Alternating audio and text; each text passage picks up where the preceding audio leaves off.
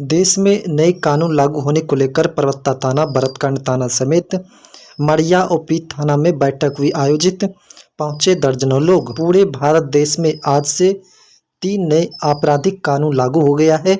इसी को लेकर परबत्ता थाना, भरतकांड थाना समेत मड़िया और पीत थाना में थानाध्यक्ष के नेतृत्व में नए कानून के लागू होने पर बैठक आयोजित की गई, जिसमें जनप्रतिनिधि, समाजसेवी के साथ ही साथ विभिन्न इलेक्ट्रॉनिक एवं प्रिंट मीडिया के पत्रकारों की उपस्थिति देखी गई। वहीं भरतखंड थानाध्यक्ष रोशन प्रसाद ने कहा कि आज 1 जुलाई से 3 नए आपराधिक कानून आज से लागू हो गई है। एफआईआर दर्ज कराने से लेकर फैसला सुनाने तक की समय सीमा तय की गई है। इससे न्याय सुगम होगा। भारत आपराधिक न्याय के एक नए युग की शुरुआत हो गई है।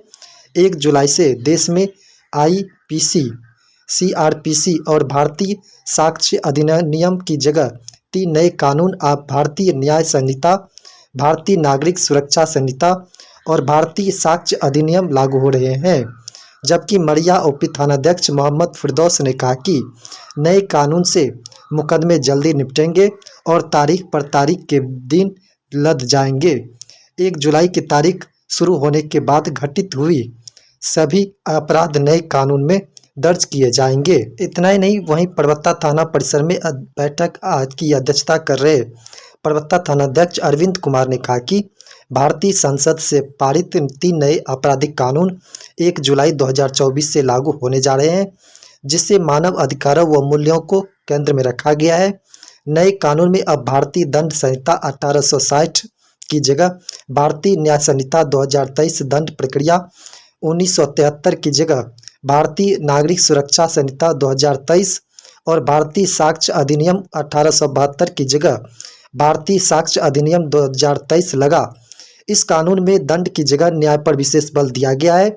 उन्होंने कहा कि न्याय पर केंद्रित तीनों नए आपराधिक कानून को राज्य में प्रभावी ढंग से लागू करने के लिए बिहार पुलिस पूरी तरह से तैयार हो गई है। राज्य के 25,000 से भी अधिक पुलिसकर्मियों को नए कानून में हुए बड़े बदलावों में से जुड़ी ट्रेनिंग दी जा चुकी है। साथ ही आम लोगों को भी वीडियोज, ग्राफिक्स, इन्फोग्राफिक एवं अन्य माध्यमों के जरिए नए कानून के प्रति लगातार जागरूक कर से जुड़ी भ्रांतियों को दूर किया जा रहा है। उन्होंने कहा कि न्याय पर केंद्रित तीनों नए आपराधिक कानून को राज्य में प्रभावी ढंग से लागू करने के लिए बिहार पुलिस पूरी तरह से तैयार हो चुकी है। राज्य के 25,000 से भी अधिक पुलिस कर्मियों व पुलिस पदाधिकारियों को नए कानून के हुए बड़े बदलाव से जुड़ी ट्रेनिंग दी जा चुकी है। साथ ही आम लोगों को भी वीडियोस, ग्राफिक्स, इन्फोग्राफिक एवं अन्य माध्यमों के जरिए कानून के प्रति लगातार जागरूक कर इससे जुड़ी भ्रांतियों को दूर किया जा रहा है। नए कानून में डिजिटल तौर पर FIR, notice, summon, trial record, forensic, case diary एवं बयान आदि को संग्रहित किया जाएगा। तलाशी और जब्ती के दौरान वीडियोग्राफी, फोटोग्राफी के लिए बिहार पुलिस के सभी अनुसंधानकर्ताओं को लैपटॉप और मोबाइल उपलब्ध कराए जाएंगे। प्रत्येक थानों को एक नए उपकरणों के साथ आधुनिकीकरण किया जा रहा है। अब हर थाने में वर्क स्टेशन, डाटा सेंटर तथा अनुसंधान और रिकॉर्ड रूम और पूछताछ कक्ष का भी जल्दी निर्माण किया जाएगा। 18 वर्ष से कम उम्र की लड़की के साथ सामूहिक बलात्कार करने पर दोषी को आजीवन कारावास या मृत्युदंड की सजा मिलेगी।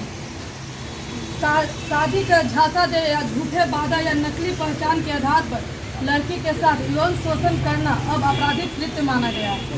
कोई भी अब झूठे वादा नहीं कर सकता है। नकली पहचान दे करके हम नौकरी करते हैं, एक करते हैं और तुमसे शादी करेंगे, उसके साथ गलत कर और शादी नहीं करता है। इसके लिए बहुत बड़ा सरकार कानून निकाला है।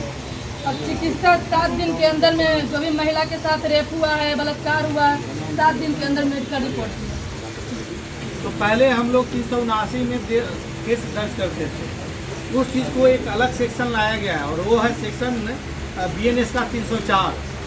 इसमें जो छीना झपटी जो होता था, जैसे कि कोई बाइक से जा रहा है, कोई अचानक से छीन के झोला झपट्टा मार के चला जाता है और डिक्की से जो झपट्टा मार के और तोड़ के भाग जाता है, तो ये सारे चीज़ों में उसमें नया परिभाषित किया गया है और ये नॉन बेलेबल है।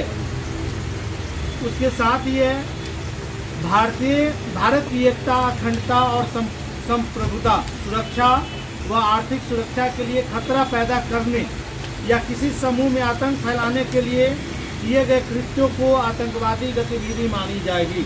ये मोस्ट इम्पोर्टेंट चीज़ है जो पहले कानून में नहीं था, इसको नया जोड़ा गया है कि भारत की एकता और अखंडता पे जो भी कुठाराघात करेंगे उसके लिए कानून है और उस पर कार्रवाई होगी।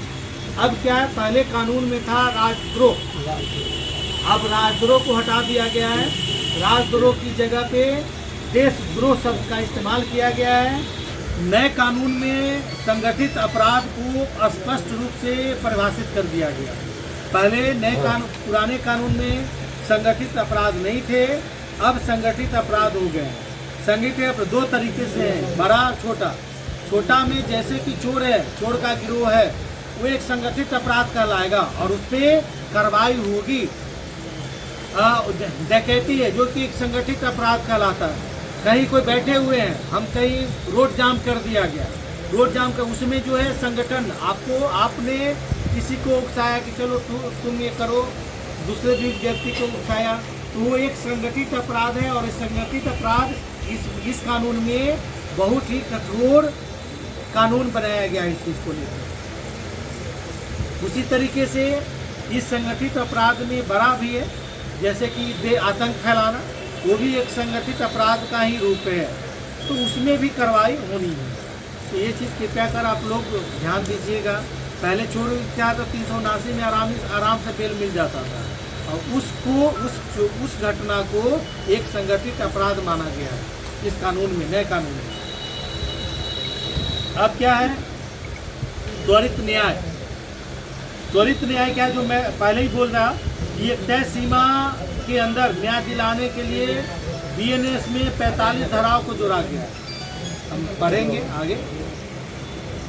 किसी भी मामले पर पहली सुनवाई शुरू होने के 7 दिनों के अंदर आरोप तय कर दिए जाएंगे। पहले क्या था कि आरोप पता नहीं कब तय होगा, नहीं पता, लेकिन जब तक आरोप गठित नहीं होगा तब तक ट्रायल कहाँ से शुरू होगा, संभव नहीं था।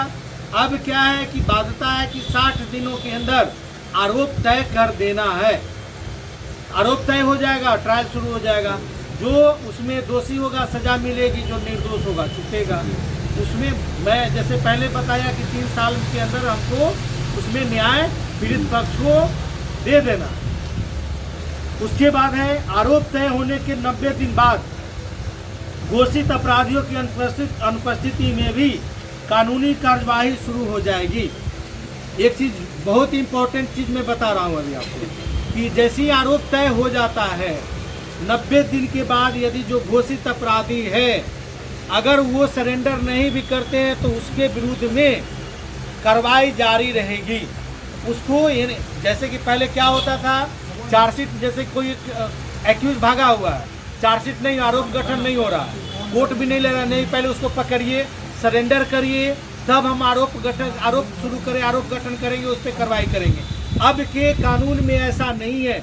ये नया चीज़ जोड़ा गया है जो पीड़ित पक्ष के लिए सबसे मतलब कि जो एक होता है ना मलहम लगाना, वो चीज़ है। और ये काम पीड़ित पक्ष के लिए यही है कि 90 दिन के बाद वो अपराधी वो बच नहीं पाएगा, उसको आना है, उसकी कुर्की होगी, उसकी वो अपराधी घोषित कर दिए जाएंगे। घर में घर की कुर्की होगी जब वो पकड़ा, आज कल तो पकड़ाएगा ही ना उसको। जो भी सजा 90 दिन के बाद जैसी सजा मिल गया, वो व्यक्ति दुनिया के किसी भी कोने में रहे, जब वो पकड़ा जाएगा तो उसके बाद उसको उतना दिन जेल में रहना पड़ेगा जितना दिन उसको जो वहाँ माननीय न्यायालय के द्वारा सजा दे दी गई है।